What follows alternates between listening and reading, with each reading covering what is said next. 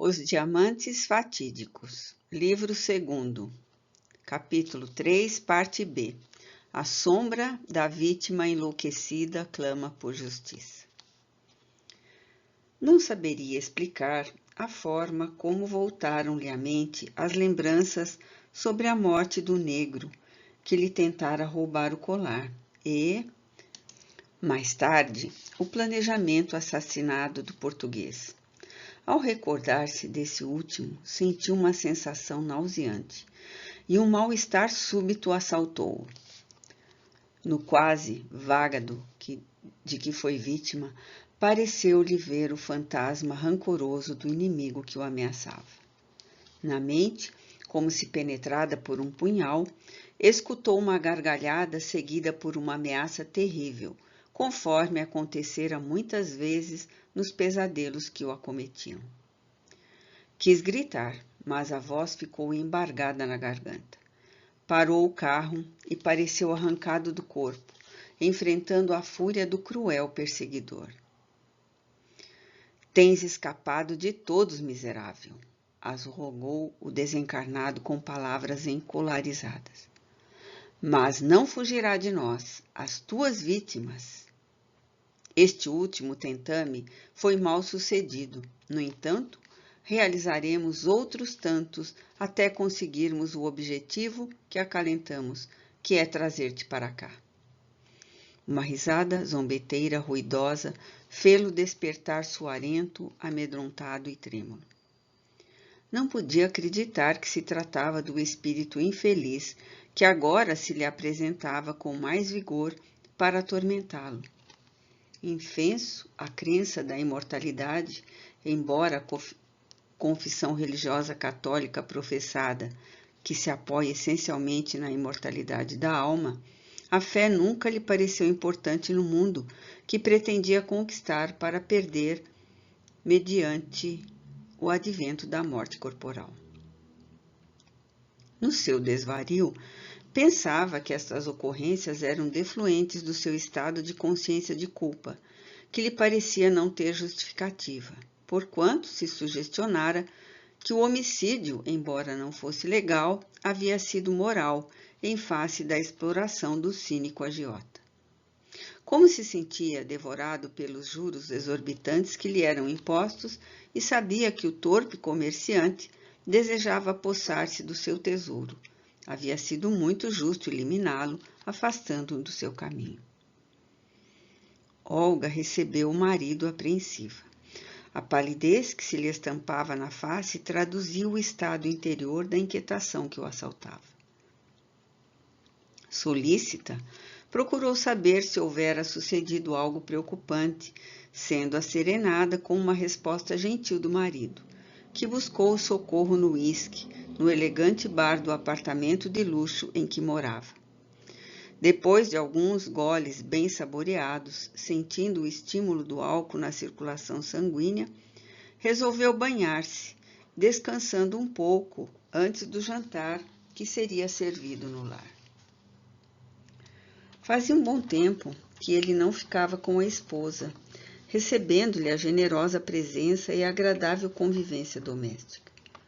O clube social era o recanto preferido naqueles últimos meses, em razão dos jogos ambiciosos da Bolsa de Valores e das disputas entre os interessados no mercado de ações e de outros bens.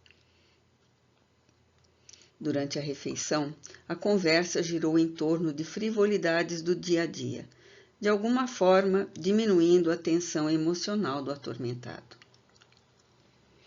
Após o repasto, servindo-se de um bom licor digestivo, convidou a esposa a sentar-se com ele no balcão que facultava a vista do mar azul e imenso, no que foi atendido prazerosamente.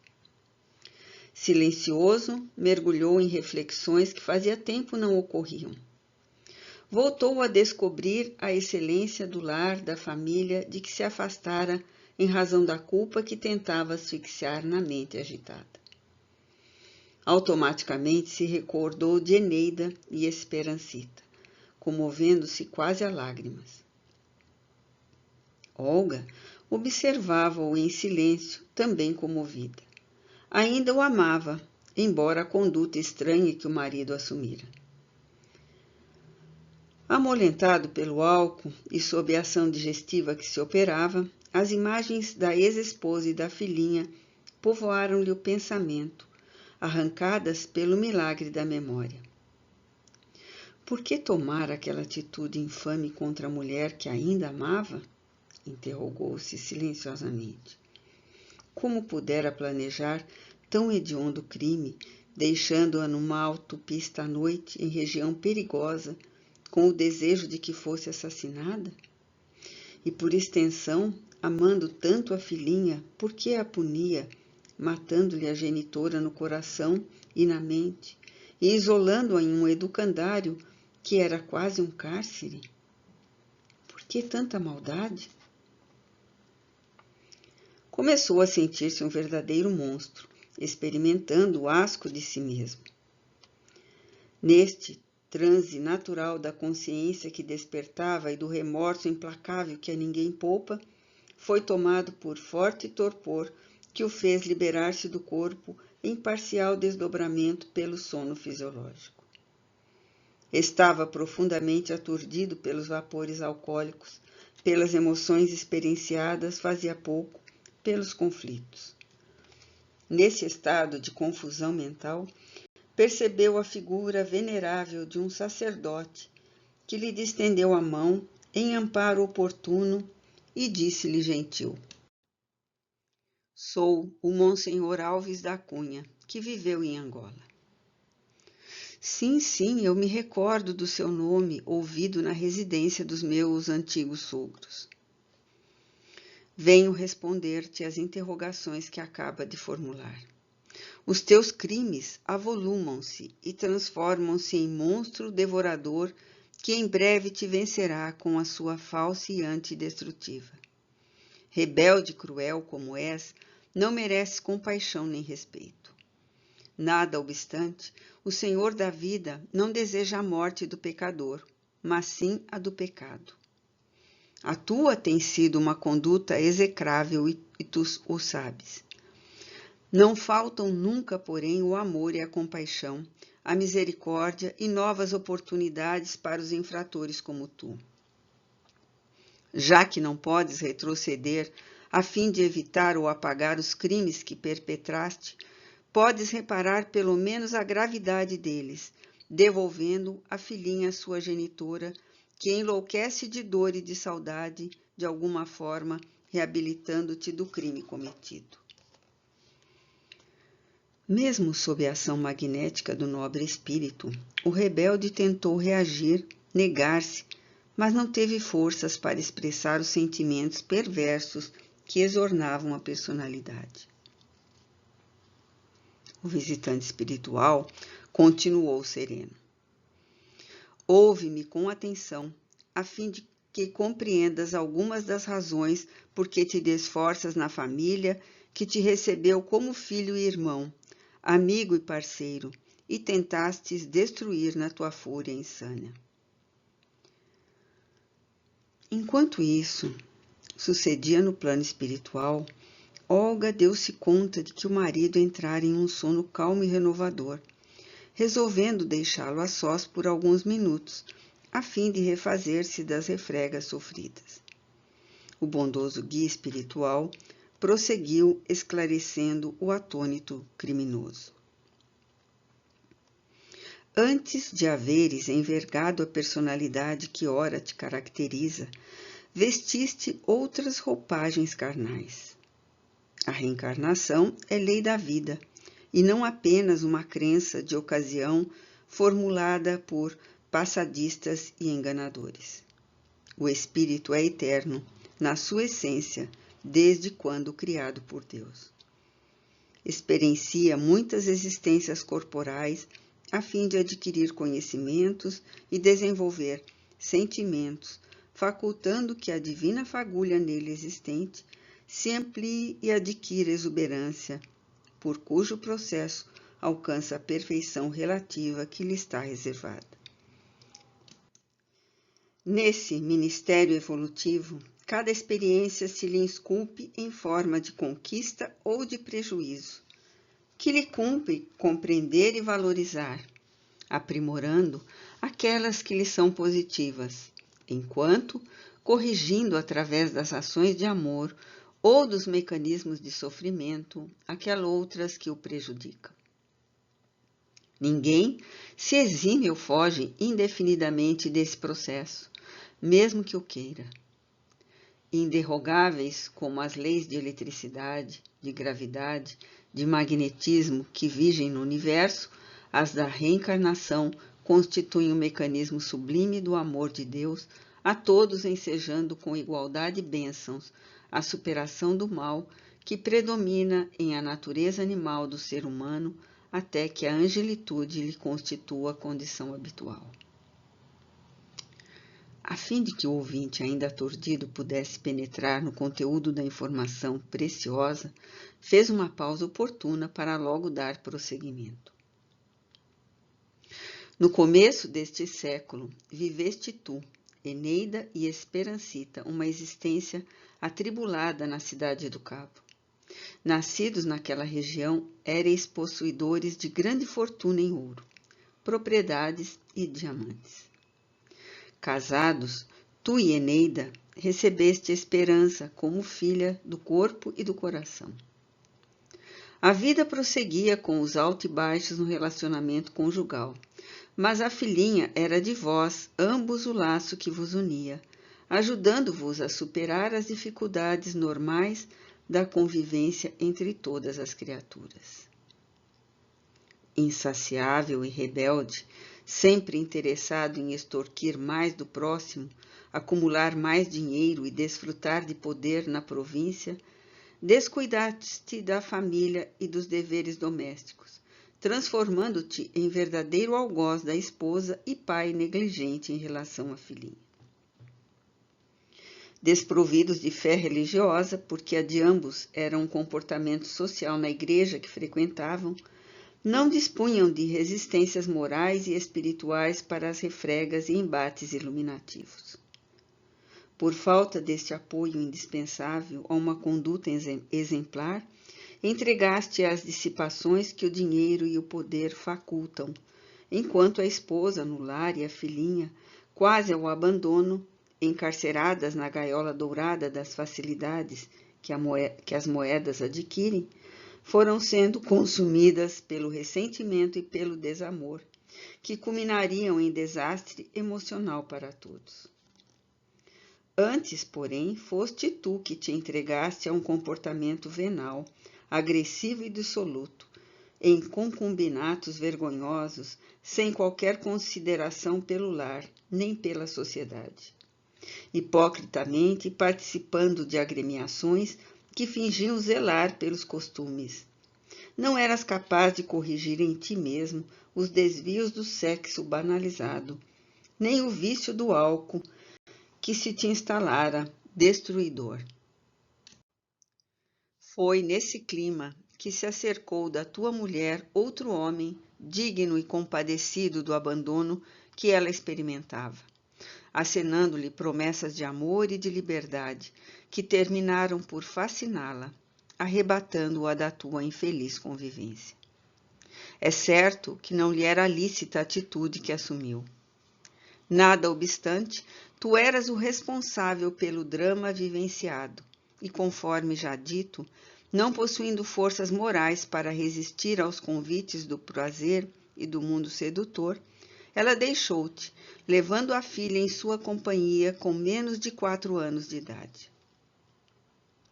Louco de ódio e de ciúme, tu, que não tinhas o direito de reclamar qualquer respeito, lutaste legalmente para conseguir a filha de volta, e tentando vingar-te, engendraste planos macabros, que não puderam ser consumados porque a morte se te acercou através de um câncer hepático, consequência dos teus disparates, deixando o proscênio terrestre para azucriná-los com a tua perseguição espiritual insensata. Novamente aquietou-se o narrador, dando tempo a Manolo para introjetar as informações oportunas que lhe chegavam. Suarento e ansioso, tinha o olhar esgazeado, porque à medida que escutava as informações, revivia as cenas que lhe estavam arquivadas no inconsciente profundo, podendo melhor atinar com os fatos, dando-se conta da inexorável lei de causa e de efeito. Continuando, Monsenhor Alves da Cunha expôs: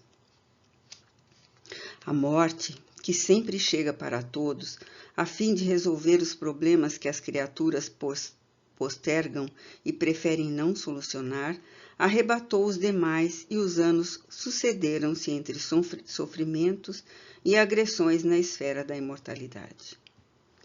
Como sempre, são concedidas novas ocasiões de refazimento de caminhos e recuperação dos danos praticados.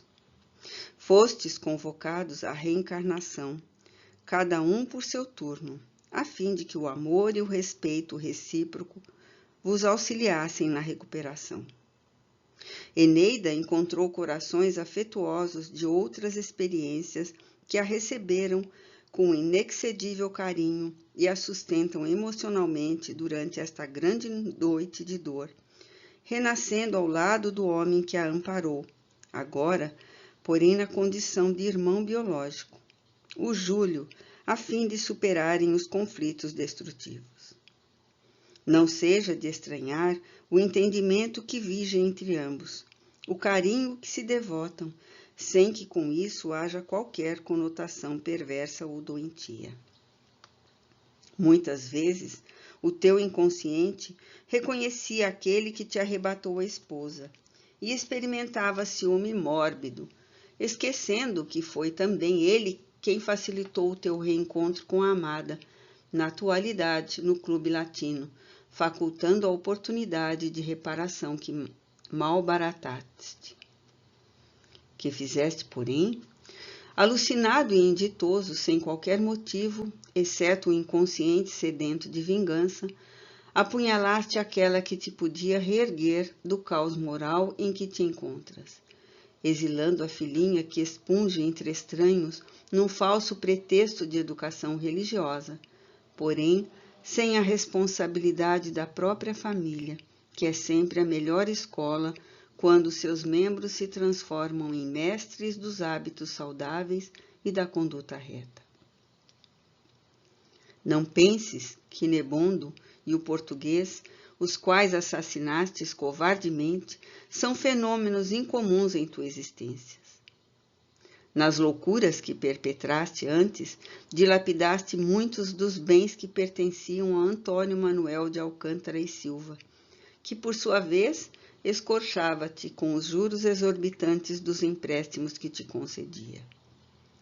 Trata-se de uma trama entre exploradores e explorados, que se repete, quando o amor e a compaixão deveriam vigir no seu lugar, modificando as estruturas do comportamento e trabalhando os sentimentos de cada um dos seus membros para melhor. Agora, além dos terríveis homicídios que perpetraste, através de outros indivíduos que subordinaste, tens a falência da oportunidade com a tua mulher, a quem juraste amar e proteger, e da tua filhinha, que é órfã de pais vivos, a quem dilaceras com informações mentirosas, ultrajantes, a respeito da memória da mãezinha digna e fiel.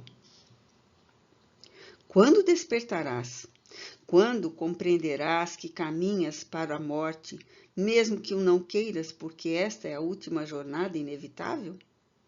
Como podes dormir e ambicionar mais tu, que dilapidaste outros patrimônios e te assenhoraste de valores que não te pertencem realmente? Desperta, Manolo, e recomeça. Há tramas contra ti em ambos os lados da vida, e no futuro, provavelmente, não terás a sorte que hoje te livrou da perda do colar e da morte física. Sou teu amigo espiritual ao lado de outros que te assessoram. Porém, não podemos ultrapassar os nossos limites, especialmente porque não cooperas conosco nem contigo mesmo. Bem sei que, ao despertar, dirás que este encontro foi um sonho, vão mais que isso. Assim mesmo, estarei ao teu lado, procurando recordar-te, revivendo as palavras que estarão impressas no profundo do ser que és. Ainda tens tempo suficiente para recomeçar, para corrigir. Perdida a oportunidade, será tarde demais. Até breve, amigo invigilante. A figura venerada diluiu-se diante dos olhos muito abertos e da boca escancarada do enfermo espiritual, que logo despertou, acarinhado pela brisa gentil que soprava do mar. Procurou identificar onde estava e automaticamente recordou-se da ocorrência onírica. Ainda deitado na chaise longue em que se recolhera, repassou pela memória alguns dos lances experienciados sob a inspiração do amigo espiritual, ficando preocupado com o curioso fenômeno. Podia recordar-se da presença do religioso severo e do acontecimento peculiar no que tangia as informações sobre a sua existência passada, que se apresentava à medida que era narrada como em uma película cinematográfica. As cenas evocadas ressurgiam na complexidade dos acontecimentos, demonstrando a sua legitimidade. Nesse comenos, experimentou um frisson típico das experiências que dizem respeito ao mundo íntimo. Apesar disso, na sua condição infeliz de cético a respeito das verdades espirituais, procurou identificar os fatores que poderiam ter causado o estado alterado de consciência, acreditando que talvez fosse decorrente dos conflitos da tarde, e após espreguiçar-se, aspirar mais oxigênio, um tanto receoso buscou o leito para o restante da noite. A criatura humana, desequipada de valores morais, procura sempre evadir-se da realidade, alterando as ocorrências ao seu bel prazer, de forma que se escuse de responsabilidades. Essas fugas psicológicas, invariavelmente inconscientes, respondem pelo expressivo aumento da insensatez e do desequilíbrio dela mesma. É sempre mais conveniente crer-se que os acontecimentos deveriam ser conforme sucederam. Dessa maneira, evitando-se compromissos de reabilitação e de refazimento em relação aos erros cometidos, do que assumi-los conscientemente, aquilatando o significado às suas consequências. Como a realidade é indestrutível, mudam-se somente alguns quadros existenciais que são atirados para o futuro, quando ressurgem mais vigorosos com as suas altas cargas de intransferível responsabilidade, convocando os insensatos ao enfrentamento e à reparação.